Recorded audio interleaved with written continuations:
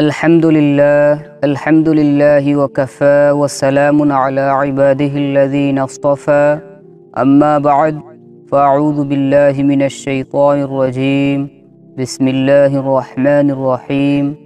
সম্মানিত দর্শক ও শ্রোতামণ্ডলী, আশা করি মহান রব্বুল আলামিনের অশেষ মেহেরবানিতে আপনারা সবাই ভালো আছেন। আলহামদুলিল্লাহ, আমিও ভালো আছি।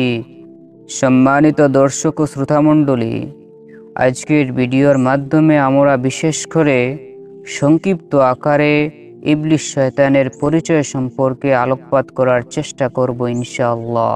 কোরআন এবং হাদিসের আলোকে বলা হয়েছে, শয়তান মহান রব্বুল আলামিনের এক জীব এবং সে আগুনের সৃষ্টি, এবং শয়তানকে ইবলিস শয়তান নামে পরিচয় দেওয়া হয়েছে, এবং সে ছিল সমস্ত জিন জাতি তথা সমস্ত ফেরেশতাদের সর্দার।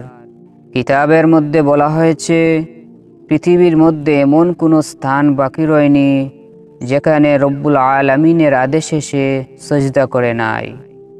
আল্লাহ রব্বুল আলামিন যখন আমাদের আদি পিতা হযরত আদম আলাইহিস সালাতু ওয়াস সালামকে সৃষ্টি করেন, তখন সমস্ত ফেরেশতাদেরকে বললেন যেন হযরত আদম আলাইহিস সালাতু ওয়াস সালামকে সিজদা করার জন্য। তখন তারা সকলেই সিজদা করে নেন। এরপর যখন শয়তানকে বলা হয়েছিল সে যেন হযরত আদম আলাইহিস সালাতু ওয়াস সালামকে সিজদা করে, তখন সে অহংকার করে বলল, আমি আগুনের সৃষ্টি। হযরত আদম আলাইহিস সালাতু ওয়াস সালাম সে তো মাটির সৃষ্টি। তখন সে আল্লাহ রব্বুল আলামিনের আদেশ অমান্য করে, তখন আল্লাহ রব্বুল আলামিন তাকে ইবলিস নামে আখ্যায়িত করেন। এরপর সে আল্লাহ রব্বুল আলামিনের কাছে চুক্তিতে আবদ্ধ হয় এবং মহান রব্বুল আলামিনের কাছ থেকে অনুমতি লইয়া সে বিভিন্ন রূপ ধারণ করে থাকে। এরপর সে সদা সর্বদা মানব জাতিকে অসৎ কাজের দিকে অগ্রসর করিয়ে দেয় এবং সৎ কাজ থেকে দূরে সরানোর চেষ্টা করে থাকে, এবং আল্লাহ রব্বুল আলামিন তাকে সদা সর্বদা জাহান্নামী বলে ঘোষণা করে দেন।